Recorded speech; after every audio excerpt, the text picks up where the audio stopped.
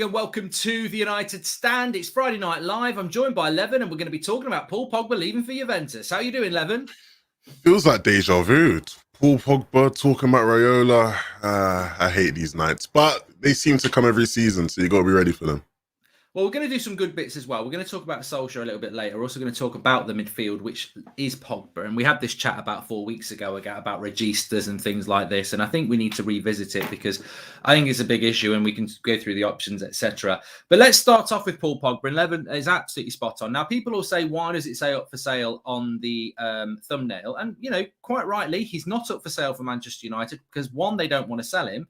And two, he's not up for sale anyway because he's free in January and in the summer. But what the up for sale relevancy is what this relevancy is either as well. It's not come from Manchester United. It's not come from, an outlet. This has come from the Raiola himself, the agent of Paul Pogba, who is effectively putting him up for sale. Up for sale, Paul Pogba. He's up for sale because Raiola owns him because he's his agent and he's putting him up for sale. And what he said is, Pogba is out of contract in June, so we'll talk with Manchester United and we'll see what happens. Juventus, Paul still loves Turin. There's a chance that he will return to Juventus, yes. But it also depends on Juventus' plans. I mean, it always seems to me, Levin, that this comes out when we've had a bad result or in a bad place.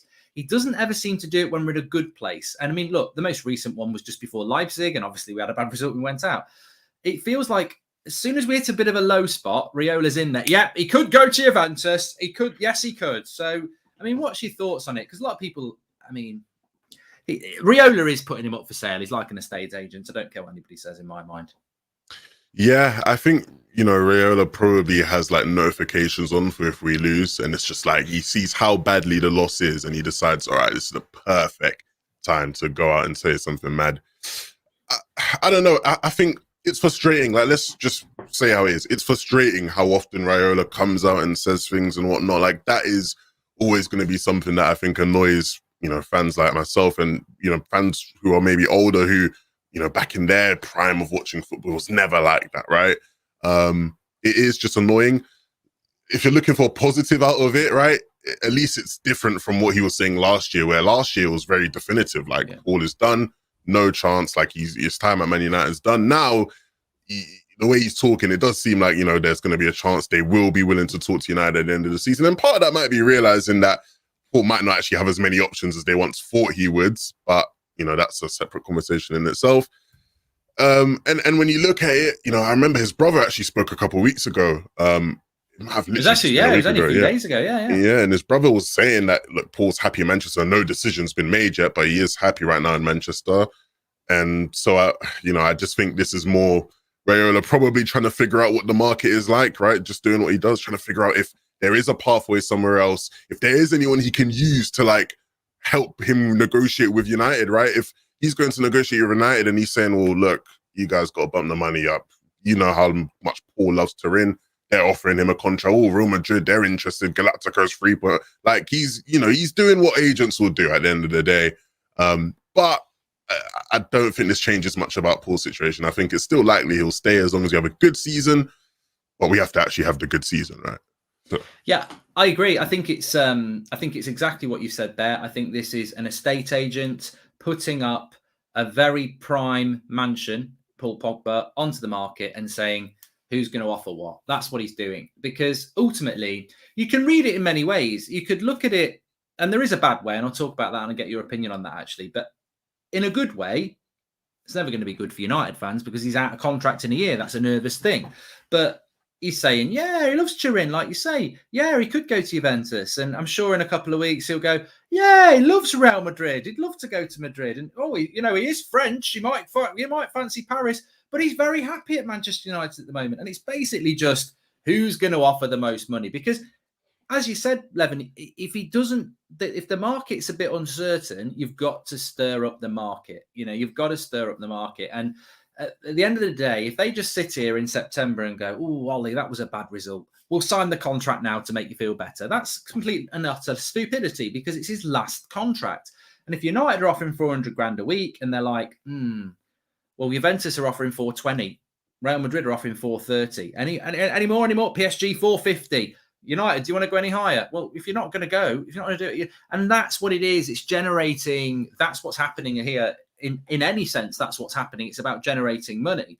But what I was going to ask you is, and I'll ask the people at home as well, have we become so immune to this now that imagine if this was, trying to think of a player, Luke Shaw's agent comes out and says he loves Chelsea. He's always loved Chelsea. Is there a chance he'll go to Chelsea? Yes. That would be what?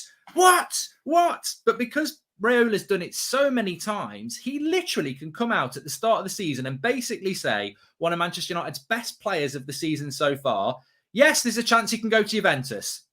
I mean, that is a massive statement, but we're just so used to it.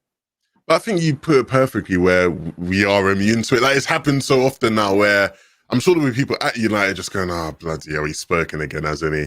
But even in that sense, I think people at United will probably be happy, right? Where they'd probably think, oh, wait, he's not said he's definitely leaving, right? I'm sure. Like, it's weird because you're right. If it was somebody else, the reaction would probably be very different. But I think people understand now that it is Raiola, and it's almost scary because, I wonder how now more modern agents will start to act. Right? Are they going to try and, copy and follow in the footsteps of Raiola? Because as much as you might dislike him, he's successful, right? He's at the top of the game in terms of what he does. So, yeah, it's a scary precedent being set. And I hope it doesn't happen with the likes of, other players who, may be getting towards the end of their contracts. But nah, it doesn't. I don't think it will affect us much. I don't think it, will have much of an effect on morale. I think the club very much understand how to deal with these situations now. They've experienced it so many times at this stage. Yeah, well, we'll see how that develops on Paul Pogba and Mino Raiola. But it is, for anybody who's not aware, a breaking sort of story in the last few hours that Mino Raiola has said that Pogba is out of contract in June. We'll see what happens. Juventus is a possibility. Yes, it is. But it also depends on Juventus's plans. We read that as this keeps happening all the time. Can you really get mad about something that keeps happening all the time? And ultimately, it's about generating interest. And the last thing Mino Raiola wants as an agent is just to have one option. Even if the intention is for Paul Pogba to stay at Manchester United, you want to get the best wage, the best signing on fee that you can get. And to do that, you need somebody else in the race. It's as simple as that, Yeah. If I'm selling a house and I know somebody really, really wants it, I'm going to be like, well, I hope someone else comes in to boost that price. That's what I want. So let's wait and see what happens with that. But I think it's one thing I would say, Levin, it's not going to be the first story. It's certainly not going to be the last. And it's only the middle of September. And this will go, I think this will go all the way through till next May. I don't see him resolving it before the end of the season. Do you? I think it could be resolved simply based off a result. Like, we alluded to at the beginning. It happens when there's a bad result. If we stop having bad results, this kind of thing won't happen, right? Because, he's not going to come out after, he hasn't. He's never really done that, right? He's never come out after like really good performances when everything is high and rosy and said something like this. It only happens when we have stinkers. So if we stop having stinkers, it probably won't happen as much. It'll probably be very quiet leading up. But I will expect something big in January, right? Because obviously January is when he's actually free to talk to any club. And that's when things might get a bit scary. But I just don't think it will have much of an effect, Mark, at this stage. I do think, I think your terminology is perfect. I think we're almost immune to it. It's like, yeah, okay, he's spoken again. Oh. One thing that will have a big impact on this is how Solskjaer does as the coach at Manchester United. It's been an interesting week. I think obviously you get the fallout of what happened on Tuesday. You saw his press conference yesterday. We've not been on the same show since like Tuesday or the press conference. Everyone's had a few days now. I think what we're getting now is because everybody's calmed down, you've got the whole, it's not that bad. We're top of the league. It's still got 5 games to go. Why are people having a moan? This, that, and the other. Where are you on this at the moment now? Because obviously, I know that you're an objector of Ole in a less antagonistic way. It's more about, is he the right man? But in the context of the season and what's ahead, and the West Ham game at the weekends, which I know you're going to, what's your feelings going into this game at the weekend and Ole in general? I don't think anything changes, Mark. I think we still go into that game, against West Ham. We go into future games expecting to win, expecting to see improvement in the team and how we play. I get people's frustrations. I talked yesterday about how like I understand why people almost did go crazy, right? Especially in the Champions League game. It's almost like PTSD, right? Thinking back to how we got knocked out last season, after watching that Young Boys game, you would have thought, oh no, it's happening again. And I get that, but I'm not sitting here defeated now. Why should we be? It's so early in the season still. We have 5 more games in our group. We should get at least 10 points from 5 games in our group. Not going to be easy games, but we should, I don't think... This is the problem with almost, Ole, right? In the sense of the division around him does make people question, like, oh, it's going to be rocky now. What's going to happen in these next 5 games? Whereas in an ideal situation where our manager, we're not thinking about how good our manager is. People aren't questioning whether we can get points out of those games. I don't think anything changes. He still needs to prove me wrong. He still needs to prove a lot of our fan base wrong. And I hope he can, because if he does, it means we're being successful. And if we're being successful, why am I going to complain? But things do have to change, because that Young Boys game was unacceptable. Like, some of the decision making was poor. He made mistakes, and the reaction to it as well. Like, the press conference didn't help him too much. Like, it didn't do him any good. So we need a really good result from West Ham and moving forward.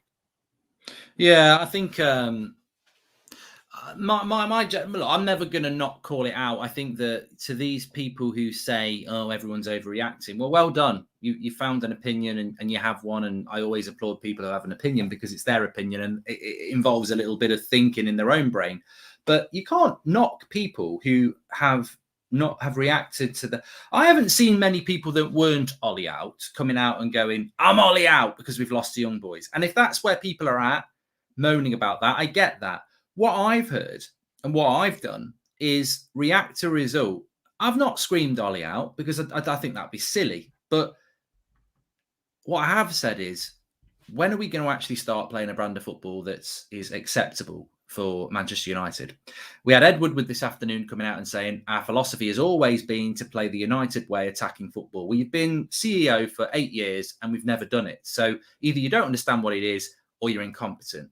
You've got Fred coming out this morning saying, I'm working really hard to learn how to... Well, basically saying, not direct quotes, but basically saying, I'm working really hard to get better at taking the ball off the back four and passing it forward and taking the ball on the turn. I mean, Levin, I don't know whether you heard those quotes. I said this morning, how has he been allowed to do that publicly? Now, things get lost in translation, but if I'm Ole Gunnar Solskjaer, I'm like, oh, thanks a lot, Fred. Thanks a lot.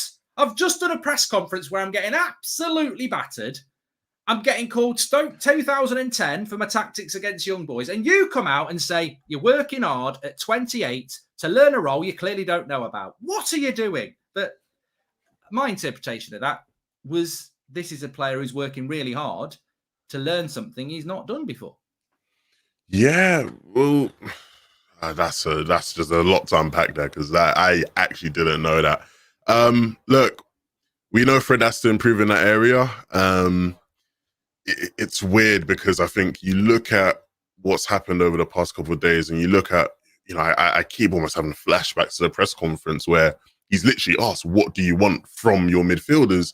And it was like, he wants this completeness and everything. And I've seen people in chat talk about it where, you look at the Young Boy game, and I actually see a lot of similarities to mistakes that were made last season. And ultimately, I think that's the biggest problem. If there were new issues arising around Ole's management, I could get maybe why, people would be like, oh, stop overreacting. But if it's the same issues, I get why people will be frustrated, there's sort of no harm in that. If Fred is somebody who, from Fred making those comments, if Fred is somebody who knows he needs to improve in that facet of the game, because that's incredibly important to us being successful, why wasn't there a priority in recruiting someone that could do that job, so that we're not having these issues? Because, ultimately it's going to continue to cost us. Like, the midfield problem is going to be something that will continue to cost us this season, because I don't see any chance of us changing anything up structurally significantly. So it's going to be the same sort of thing every week, where either we're trying to figure out our best midfield partnership, or it's just going to be McFred when those two are healthy. And it probably will just be McFred. And in that sense, yeah, like, what the words I can use to express the level of the dissatisfaction with that. It's frustrating because I don't want to get back to transfer window. I'm happy we're out of all that now, right? Because that's not my favorite time of the year, personally. But clearly something more should have been done there. And in terms of Ed Woodward, Mark, I don't even want to. I honestly get triggered when I hear stuff like that because I think it's a very easy way, and he's a very good example of it where he can just say, "Oh, yeah, let's play the United way." You obviously don't know what that means. You know what I mean? Like, it's clear, but it's a statement, isn't it? It's like, and a lot of people I could say, do that. Evan, you're not coming on the show tonight, but tell me what you think about Ollie. You could give me a statement, I can read it out, but there's no way I can't come back at you because it's just a statement, and that's the problem with Ed Woodward, isn't it? He seems to talk about the United way. There's no scrutiny of what he means, and that's the frustrating thing, because I'd love to know what he thinks the United way is in attacking football. Yeah, and even when you go down to the manager, that's what we literally saw in the press conference, where he's literally asked, like, how is it that, what do you want from your players on the pitch? And, he sort of he very much shrugs off the idea of having an overarching philosophy being important. But if anything, that's what the United way almost is. It's an overarching philosophy. So if he says, oh yeah, we want to play the United way, but then he also shrugs off this idea that having an overarching philosophy is important, he's almost contradicting himself there, right? So, like, there's so much wrong with just all the things that, like, from a player level with Fred, from a director level with Ed Woodward, and from a managerial level with Ollie. There's just a lot being said that isn't the right things to be said. And you'd think, the PR team would be all over this and, they wouldn't allow any of this nonsense. But, clearly, either they're missing something or maybe I'm missing something, right? I'm always open to being wrong, right? Maybe I'm missing something. Maybe there's something I'm not seeing, but it just isn't a good look to me, Mark. You know what? I mean, P.T. Ashworth just says Ollie exposed himself with his quotes. I want to talk about the midfield, but let's just wrap up on Ollie for a moment. I've got to be honest with you. And look, I don't really care what anybody thinks about my opinion. It's my opinion. And, some people, apparently I'm the guy who wants Fred at 6. I've never said it, but, not Fred, Van der Beek. But we'll talk about that in a moment. Did Ollie expose himself in that press conference? I mean, you know what? I listened to it, and then I listened to Levin's press conference reaction, which I thought was great. I think Ollie's done really well in press conference. I thought he started off a bit naive at the start of his tenure, and I think he's become very, very good. And I think what I detected, and I watched it again this afternoon, because my initial reaction was, wow, that's a bad answer. And it was a bad answer. But when I watched it again this afternoon, I was like, I don't think it's him going, I haven't got a bloody clue. Even though it can come off like that, I get why people understand that. But I think I've seen this with Ollie before. When he gets into a situation where he feels he's being questioned, he does get quite defensive. And I think the question that was asked to him was really, really good. But the first thing he said was, well, I'm not going to sit here and explain my team, how my team plays. And then it just followed through that he just spoke very, very vaguely. And it came across, obviously, that he didn't know what he was on about. But I mean, I don't know what your thoughts are on it, 11, but I just think that I don't think he feels, as a Manchester United manager, he has to explain what our style of football is. And obviously, as football fans, and you're the same, you love the tactical side of things. I'm no Liverpool fan, I'm no Man City fan, but I think Pep Guardiola and Jurgen Klopp are quite happy to sit down and discuss how they play football. And, that's a big part of coaching, that it's almost like, it's a busman's holiday for them to be asked about that sort of thing. Whereas Ollie just isn't comfortable with it. And I think he doesn't feel that he has to do that.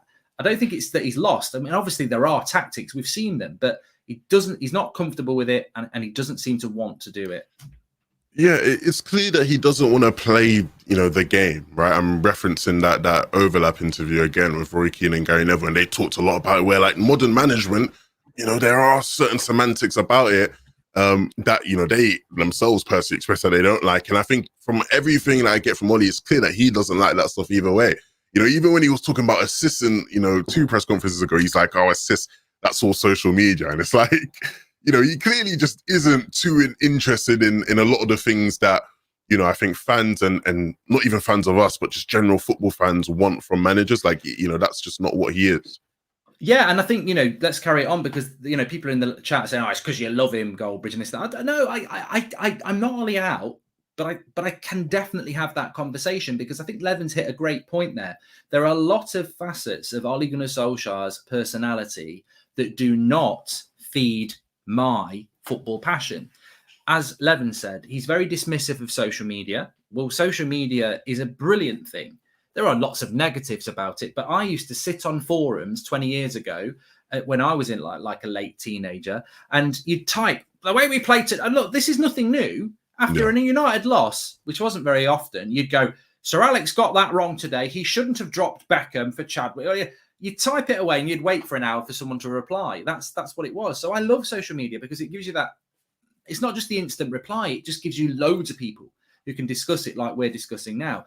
He also, Levin, has openly spoken about, I think he said something last year like about trophies are for egos. That was taken out of context. But what wasn't taken out of context is that he said, I'm never going to be that manager who is passionate on the touchline.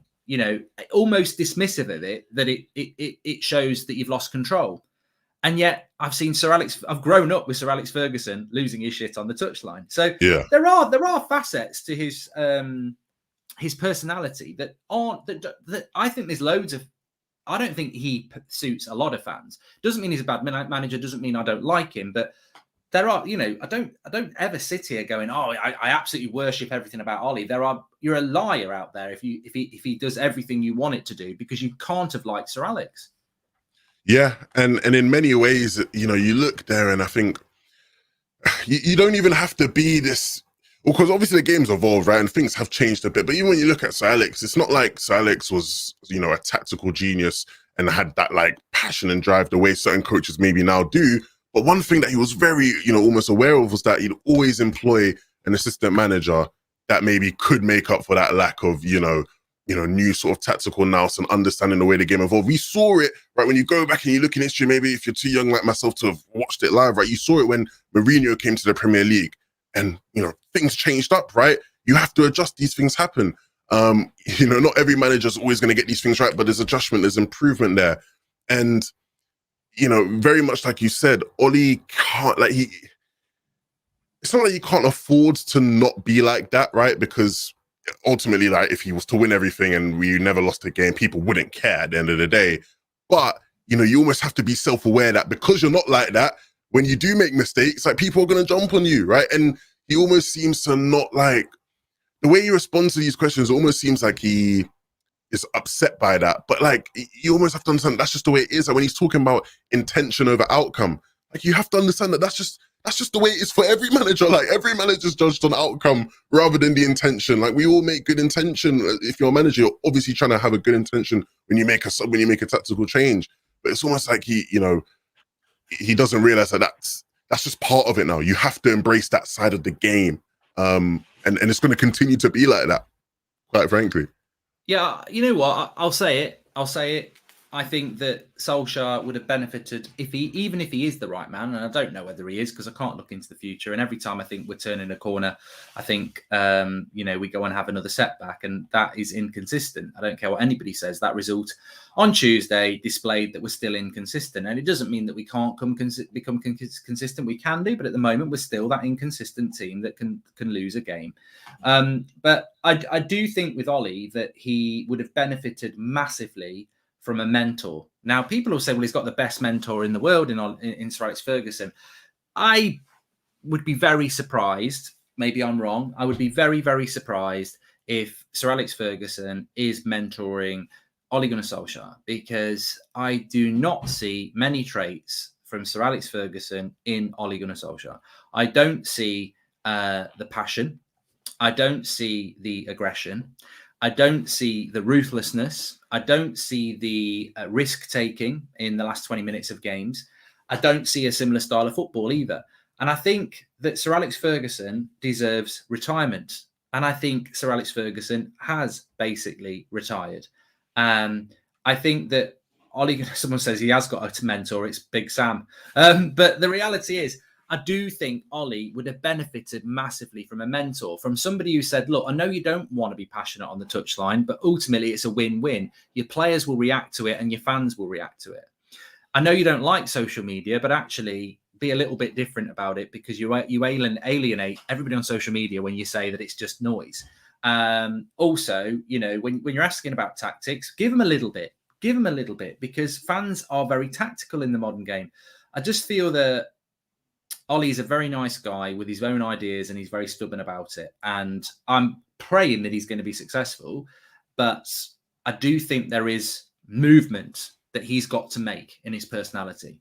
He's got to become a little bit different than the way he thinks it is. The reality is he too stubborn to do that? And I do think he's surrounded himself with friends and yes men who I don't sense. I don't think Michael Carrick is a ruthless character. From what I've seen of McKenna and heard about him, I don't think he's a ruthless character. From what Mike Phelan, I don't think he's that sort of personality either. So I just think we lack that ruthlessness that we're going to need. But maybe we'll get it with Ronaldo. And I think as well, Mark, that there has to be, some clarification for people who maybe don't get certain things right. Because I've seen people who, there's a difference between philosophy and tactics, right? They're two separate things. Managers will have their philosophies, but tactics are how they implement certain ideas that they have, right? Nobody expects him to go out there and explain his tactics, right? That's not, that's not, like not all managers, right? Yeah, like not all managers will do that. Some managers do to some degree, but not all managers will do that. But very much like saying what his philosophy is, that's where for me I was like, well, why wouldn't you? Like there's almost no harm in that, because any team who's watching you trying to beat you will already understand or know or try and identify these things already. So it's like just so vague. You could just say, look, my principles are the same as what's been in this club for 50 years. I want us to see attacking, high-tempo football that entertains our fans, puts fear into the opposition. That's it. You could take enough from that to go, well, why aren't you doing it? That's all it is. And the thing is, I think that's what he's always tried to do to some degree. But that's why it frustrates me that, like, not saying it, it's like, I keep going on this thing about self-awareness. It's like he doesn't have the self-awareness to realize that by not saying it, you're only creating almost more divide and more, fury in that sense, because you just didn't have the self-awareness to realize all you have to do is just answer that question. It's pretty harmless to answer anyway, and then you wouldn't have all these issues, right? But now he hasn't, and now there are more people who weren't convinced, or maybe were sort of, tilting along the lines of whether they trust him or not. And now they just feel like they don't, because now they think, oh, hold on a minute, I don't want someone to be my manager who doesn't have an understanding or doesn't know how he wants the team to play, or, can't explain that to people, right? So he hasn't helped himself, man. Like, he really hasn't helped himself. But, press conferences, that's how it goes sometimes. Sometimes you mess up, and this time he did. Beat West Ham, beat Villa, beat Everton, 9 points from teams that I think are potentially quite difficult for us to play. The sort of games that actually I think we drew with Everton last year, didn't we? I think we beat West Ham at home. But Villa, I think we only beat them late on as well. So big games. If you can win those three, all this gets forgotten again, and it's you just hope you don't have that other slip. Fundamental to that, and bring Pogba back in a minute into it as well, Evan. We had this week a chat about a month ago about this register, and whether we were going to get one. We didn't. We go with what we've got.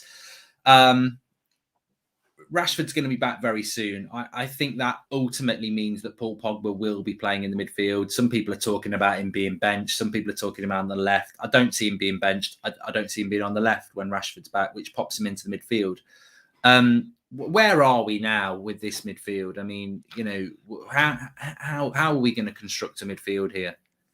Well, it's clear that we still have the sort of glaring problems in terms of ball progression from the midfield.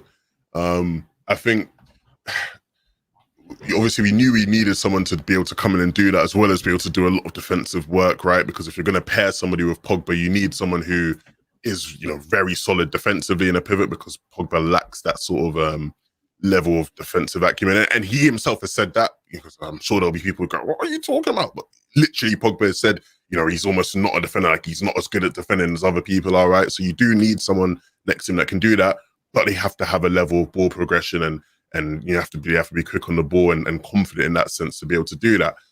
Now, the problem is, you look at Matic's performance against Newcastle, very much did the things on the attacking side of the game that we would want from anybody that we had signed, right? Line breaking passes, recycled possession well, that stuff was great. But with Matic and, the lack of his legs now where he's a lot slower, the defensive side of things is where he's actually sort of just lost it, right? Where he gets caught out in transition. He can make the wrong decision. Like there was that point in that Newcastle game where he goes, instead of just covering the space and dropping back and delaying, he goes in to be aggressive to St. Maximin, and St. Maximin just chops him like a primary schooler and gets past, right? So, we obviously still do need someone in that position, because if it's not Matic, it's probably going to be Fred, and Fred lacks that, attacking side, and defensively, he has his off games, right, where he can get muscled off the ball. I actually think, to be fair, people don't give him enough credit on that side, where he's used as a ball winner, and a lot of the time he's able to do that to a better job than most people in our team would be able to. But the problem is that that's not good enough, because we need someone who allows us to progress the ball from the midfield, and we haven't had that well enough. So, yeah, we obviously still need someone in this position. We needed someone in this position last year.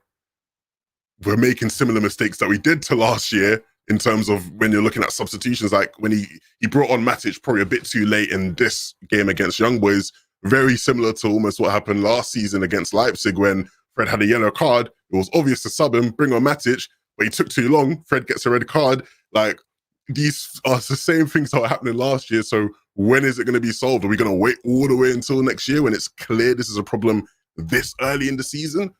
It shouldn't be that way, but it probably is now, unless we do something in January. I just saw someone in the chat saying same conversation, boring, but that's what football fan content is.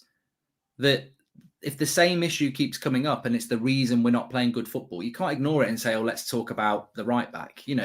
Fundamentally, we saw it on Tuesday night. We saw it against Southampton. We saw it against Wolves. More than 50% of our games this season, we've seen that the midfield is not moving the ball quick enough from back to front. And I spoke about this the other day. We are not creating enough chances for our strikers. Ronaldo has had 4 chances in 2 games. 4 chances.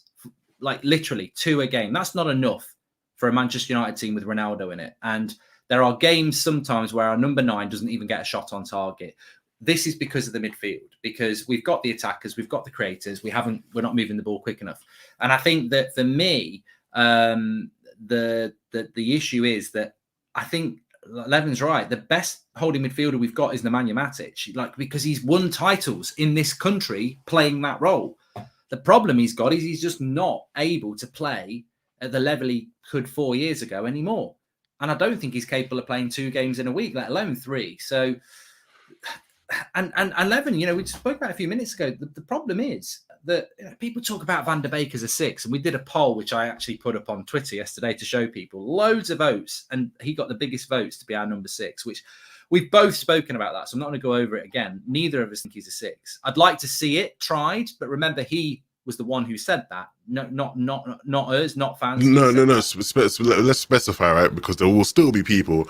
We don't think he's a holding midfielder. He can play as a 6, but we don't think he's a holding midfielder, which is what paying the pair. You know what I mean? Yeah, which is what we want, right? Yeah, definitely. So, and also, as we said, what comes across as very clear to me is the only person who can do it on their own is Matic, but he can't do it because of the physicality of it now. Donny can only do it in a pair, at least. And Fred is putting out statements that he's trying to learn it at 28, which means McTominay is trying to learn it as well, because McTominay is not a natural 6.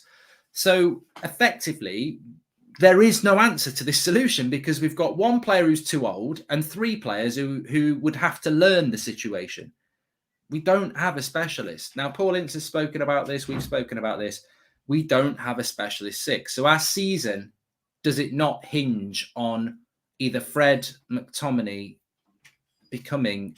Well, I'll throw Donny in because I suppose why would he not be a better number 6 than Fred, who's clearly learning it as well? One of those players, our season sort of rests on their shoulders because we can't buy anybody. And I don't think Matic is going to find the legs of a 28-year-old in his early 30s. So we basically have got to hope that McTominay or Fred can do a job sufficiently to get the best out of Paul Pogba and get the ball moving from back to front. That's where we're at. Yeah, that is genuinely where we're at. We're just hoping that there's a good enough level of coaching to where those 2 can improve. And what I'll say on it is, I don't know if there is going to be maybe I've seen people, have ideas about how we could improve it, right? And a lot of it is sort of dependent on system change. Because when we're talking about it now, we're talking about, oh, let's improve this by hoping Fred gets better as an actual footballer, right? Whereas, we've seen coaches, try their best to bypass certain positions of the pitch, right? And it's something that, you look back at Moyes, right? Moyes did it where Fellaini wasn't really good at progressing the ball for midfield, so he would bypass the midfield and try and attack down the wings more, right? And these are the kind of things that we'll probably see more of as the season sort of goes on. In terms of what he does in the pivot, I don't know, because I think Ollie's mind, his mind's made up where Freddie McTominay is his best midfield pivot. He thinks he can get the best out of that pivot, but of course, we all know Pogba's going to have to fit into the team somehow. And in that sense, I don't even know what will happen. Like, I actually can't envision it what the rotation almost looks like then, because will it be McTominay just next to him? I don't know. And it worries me because I think you need consistency in that position, similar to how you need consistency anywhere on the pitch. But I just don't think we're going to get it. I think he's just going to keep trying and circulating until he, finds the one that works the best out of, all of them. And unfortunately, I think in Ollie's eyes, the one that's probably going to end up will be Fred. Unless McTominay really just surprises him in that role, I do think it's probably just going to end up being Fred next to Pogba in that role for the rest of the season. This is a great question from Joseph Borg. We talk about the number 6 situation and how our whole season rests upon that. What if it's deeper than that? What if it is that actually it's not really the 6? Okay, we don't have a specialist 6, but even if you did, you would still get, even if you drop Declan Rice into that team or Ndidi, are we suddenly going to start stretching teams, moving the ball quicker? Ultimately, is that the sole reason? And I think it's a great question, Levin, because ultimately, the honest answer is no. We do need a 6, but there are other ways. Not everything goes through a 6. You can go down the right back. You can go down the left back. Luke Shaw could get the ball instead of Fred, knock an angled ball into Bruno, who knocks it back to Rashford. Luke Shaw runs on. Pogba moves closer. You can go down the left. You can go down the right, and you can carve teams open. And ultimately, we don't. So that's a good question because, yeah, I think a specialist number 6 would make us better. But ultimately, it's not all about that. There are other ways to go through and play quicker football. Well, yeah, that's what I said, right? Like I said, it can be fixed with system changes, but I don't think we're going to see system changes because I thought we were going to see system changes with Ronaldo coming in and there wasn't. And I don't think there will be anything. Nothing really changed in terms of the system last season. I don't think anything will now. In that sense, people are right. Yeah, like you could maybe improve it or even solve it completely with a system change, but I don't think we're going to see it. I think we're going to continue to play, sort of the similar way. That it's just going to be hinged very much on whether certain people can improve at certain particular things, and I think that's too dangerous of a game to play because I think we will sort of, over the course of a season we will be outclassed by the likes of Man City and Chelsea if that is the case. Make sure you smash a like on the video if you're watching. There was a question from Renate, which I'm going to put to Levin now, but we've gone through the topics we wanted to discuss. So let's go to some of the questions in the chat. The first one, get your questions in. You can do it by super chat or not. We'll read some out. Renate was saying, Levin, is there any way that you can be Ollie in again? Yeah, I saw that. All I say to people, right, because I get this question a lot, but it's phrased differently. They just say, like, what does Ollie need to do to prove you wrong? Yeah. For me personally, he has to win something because I don't believe wholeheartedly. I wouldn't be able to bet my life that I think he could win us a trophy this season, right? And I want to say Maximin just scored a mad goal. Is it 1-1? And yeah, 1-1 now. What is the celebration? Oh my god, this bloody hell, this guy. And I want to see improvement in the way we play football. I watch certain things and I think to myself, I never want to feel, right, like I'm watching a game of football and I feel like I could ask the players to do something different and it would help us play better, right? Like I never want to feel like that, right? And who am I? I'm some idiot from London.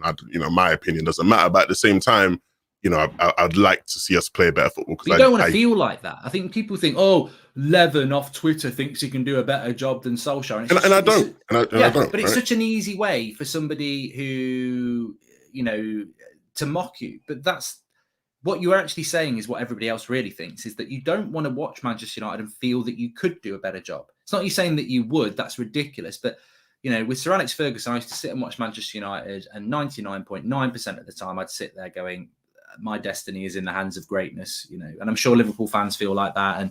But we have had coaches over the last 4 years that they do leave you thinking, why are you doing that? Why are you not playing that player? Why do you keep picking this player that clearly isn't good enough? And we've had that for a while now. Yeah, and look, if we go on, we start playing much better football, and we actually win something, because I think that should be the expectation this season. Then yeah, I'll be happy. I'll be much more willing to say, look, he's proven me wrong. I want to see improvements on the things that have been problems for the past year, and once those things are improved, and I'll say, yeah, hands up. I didn't think he could do it, but he did, and he proved me wrong. I don't like that. Prove you wrong. I'm actually going to defend you on this, because he hasn't proved you wrong. Because it doesn't mean that you were wrong. What he's actually done is he's turned it round. Because I used to get this with Matic. I said Matic was a bag of cement, and then he suddenly got good. And I was like, you know what? I'll put my hands up. He's turned it round, because he was a bag of cement and he was crap, but he's bounced back. So I think that you do yourself a disservice to say prove you wrong. I think it's about, the question marks are valid against people who are not performing to the level that they need to be. And I think as well, it's not really proving you wrong. It's turning it around, because I think for Ole to turn this around and get the majority of the fan base back, which I think hopefully he can do, he's not going to do it playing the way he did on Tuesday night or the Europa League final. He's got to change the way he plays, in which case that's evolution. Yeah, and I'll say the reason I do say prove me wrong is simply just because, right? Like, I heard this take from, one of your good old friends. I know you've been around there, True Jordan, the Kickoff and all them.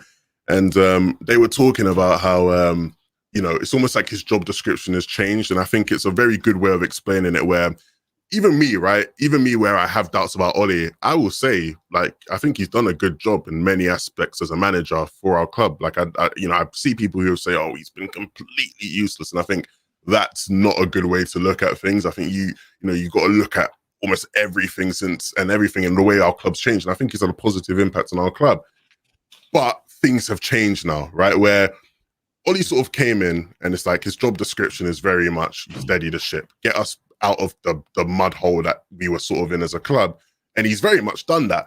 But now that's not his job anymore, where it's like, now the expectation is now go and win. And in many ways, I'm not confident that he can do that. And that's why I say prove me wrong, right? Just because it's not even about, what he is and how how he's done over the past couple of years. It's just like, now do I think he can just go and win? Not confident about that. Yeah.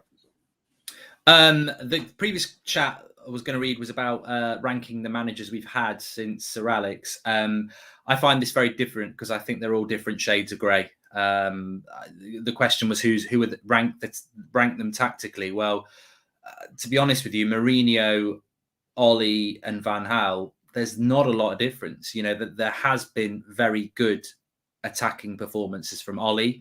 There was from Van Gaal, and occasionally there was from Mourinho. But I would say, percentage-wise, I don't think any of them achieved what we would want them to have achieved, and they've all been quite pragmatic coaches.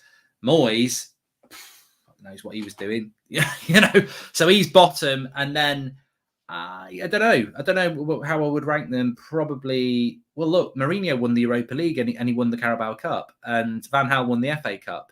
I think at times Ole's football, look, PSG last year, Everton the first half in the Carabao Cup, they were two of the best tactics I've seen, best performances I've seen from football of United in many years. I think Ole has got us playing the best football, which is the saddest thing. But he's not done it regularly enough for me.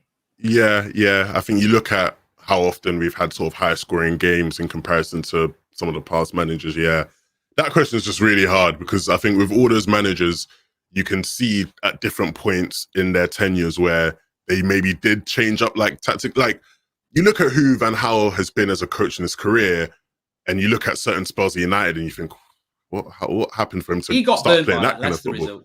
That Leicester result burned him. He was never the same after that. Do you know what I mean? And I think very much you look at him historically, and it's like this very possession-based coach who does play good brands of football, but then for us it got to a stage where like the football was horrid to watch, right? So it's hard with all of them. You have to look at it, in my opinion, just historically, but I don't think any of them, I don't think it's worth trying to rank any of them. I don't think it matters. I think ultimately you can look at all of them and look at where they've gone wrong in certain areas. And people will say, well, 2 of them won trophies and Ollie hasn't. And it depends on what, it depends on, But 2 of them won trophies, and as a fan base, we weren't happy still. So, yeah. I know people like to use the whole, they won trophies and Ollie hasn't thing. And, I get that, right? Because at the end of the day, I want to see us win trophies, but let's not like those guys, their trophies were what's, should have saved them from losing their jobs. I don't think, ultimately, looking back at things in hindsight, yeah, maybe some people think, oh, Mourinho should have got more time, or Van Gaal maybe should have got more time, whatever. But it's like, you sort of realize, yeah, it was probably right that they both lost their jobs and it was time to move on. We weren't talking about their trophies then, right? Their trophies didn't matter because ultimately the situation at the club just still wasn't good enough, right? So I don't think it's fair to use that. I still think Ollie needs to win trophies, and I think we've been in a position where we could have and we hadn't.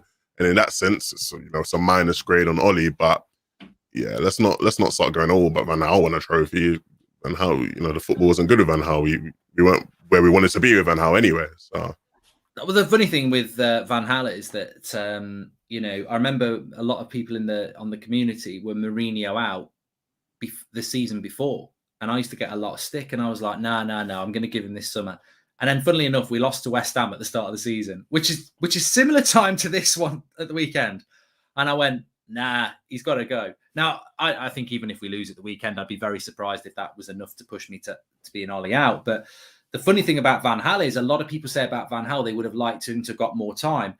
He's the earliest. I wanted him out at Christmas, and he went on and won the FA Cup and nearly got in the top 4. And I was like, nah, I want him out. So yeah, it's but we're ranking people that ultimately, even Ollie so far hasn't been good enough. So I don't want to. That to me is the problem at United. Why are we ranking these people that ultimately file under not good enough? And even Ollie at the moment, I think there's progression, but still not where we want it to be. And that's the challenge for him this year. Yeah. And look, I think as a fan base, I think even people who very much support Ollie realized like the expectation that is now on him.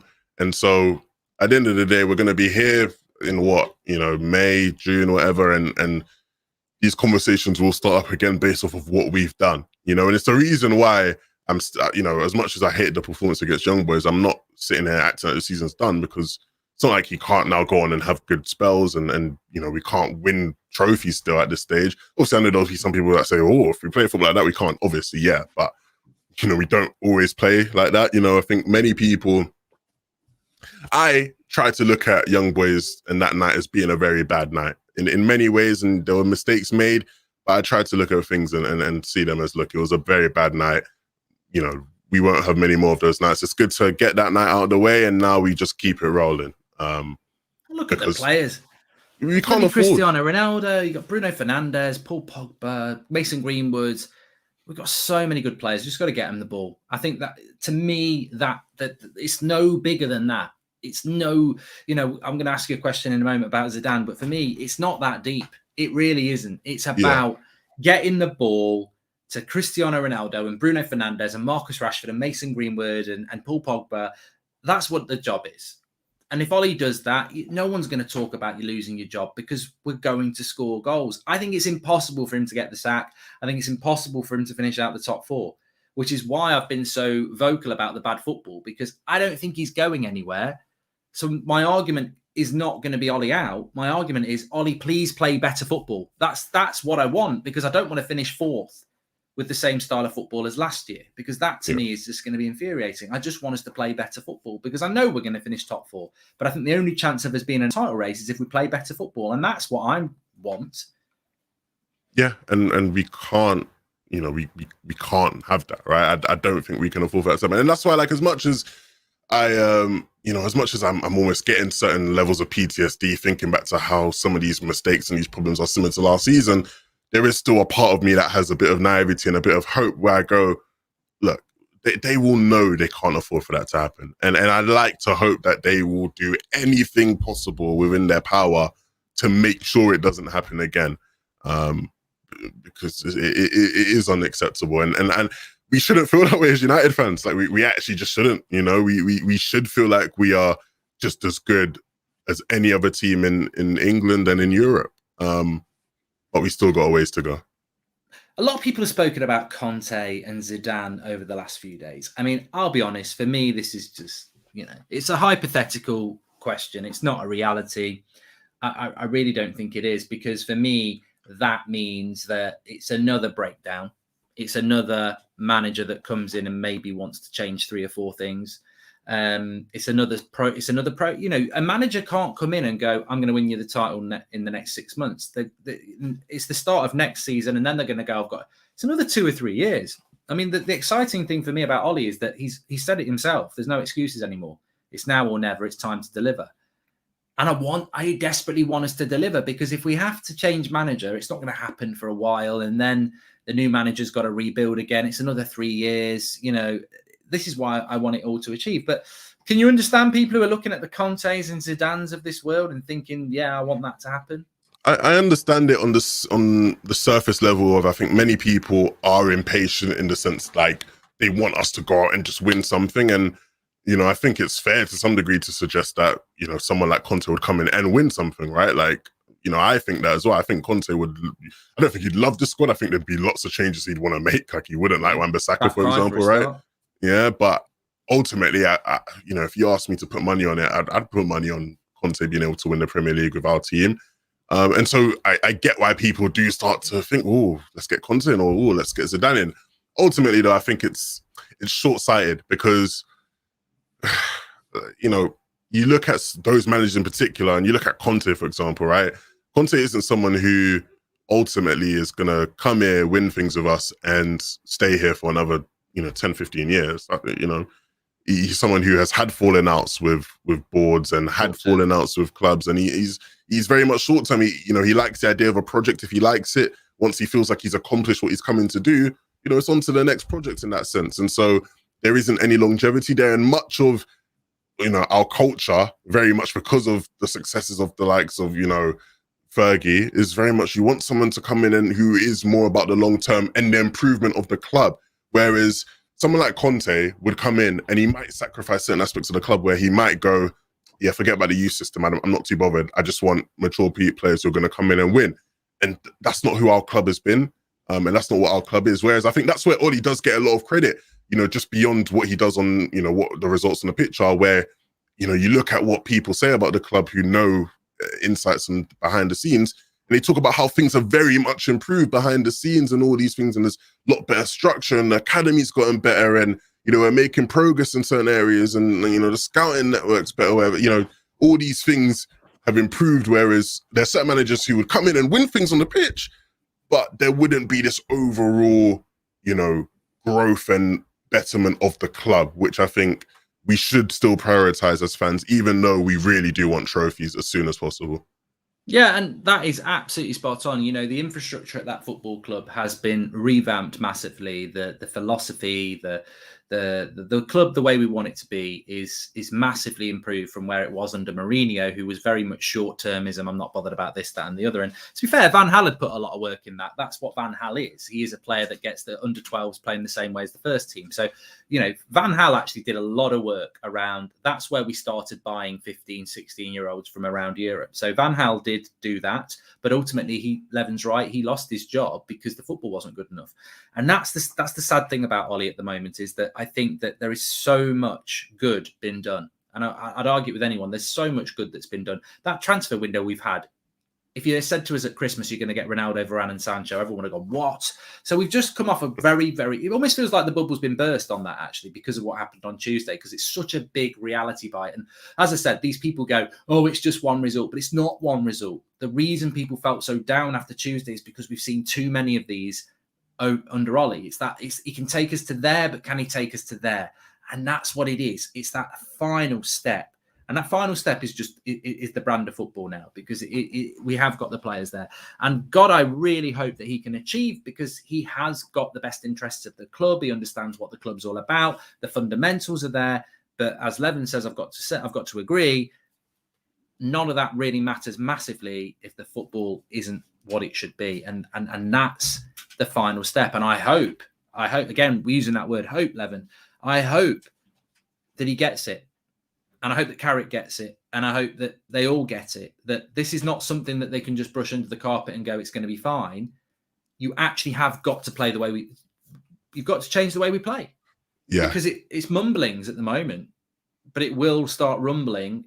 I mean, results, ultimately it's about results. You know, you could win the title playing like Mourinho and he'd get a statue, but it doesn't look like we're going to do that.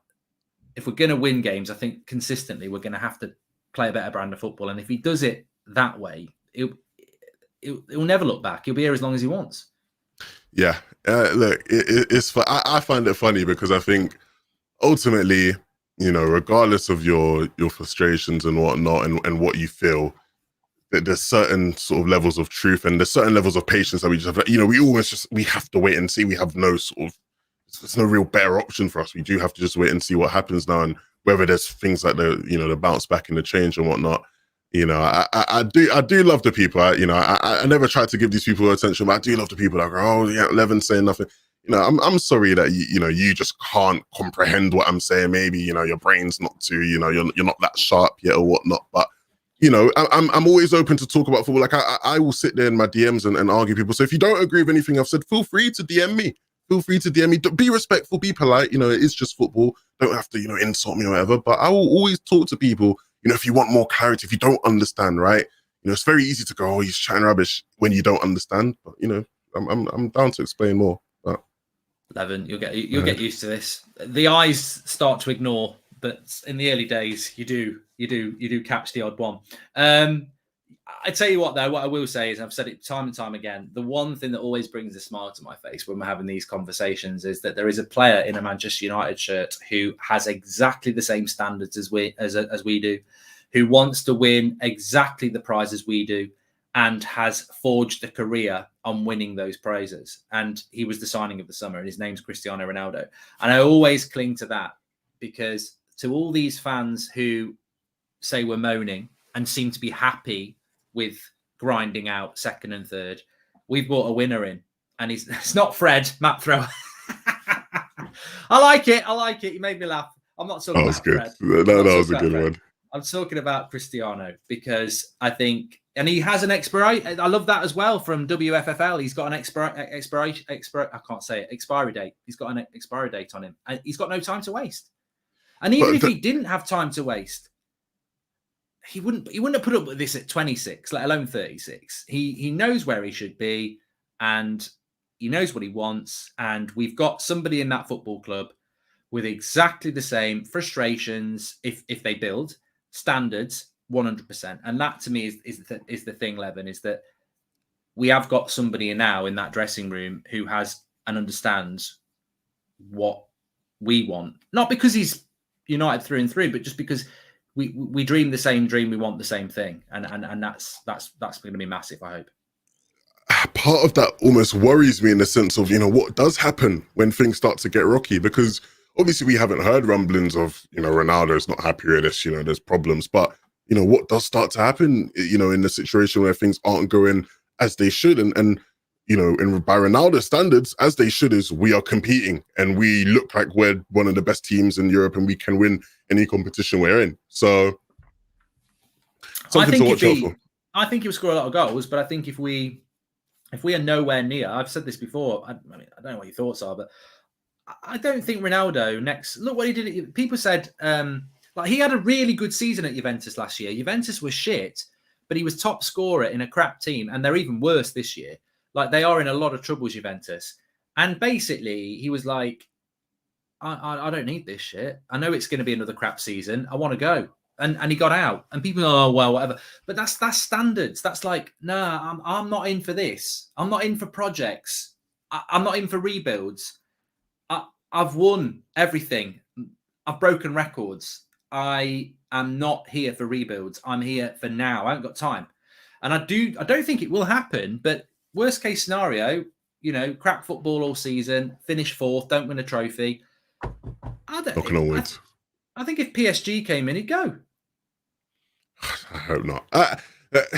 That's the worst case scenario. Yeah, I think that's a yeah. good thing. I think that's a good thing. I actually would want him to go because otherwise it means he's just happy to sit back and take the money. I don't think Ronaldo will ever do that. I think he wants, or he would demand change. One of the other. I don't think he'd sit and have another season like if we did have a bad season. I don't think he'd be happy to sit back and just have another one. Yeah, and look, I don't know what's going to happen in terms of Ronaldo and whether that's going to become a problem. Because even now the details of what went on at Juventus are still a bit, blurry there. But we know he wants to win, and ultimately, I think he would have looked at this squad. Obviously, people make jokes about like he's not he hasn't watched the game clearly in ages because he doesn't know what's been going on the past couple of years. But I think he would look at the squad and look at the levels of talent we have, and you would have gone, yeah, this is a team with players good enough for us to go out there and win and compete.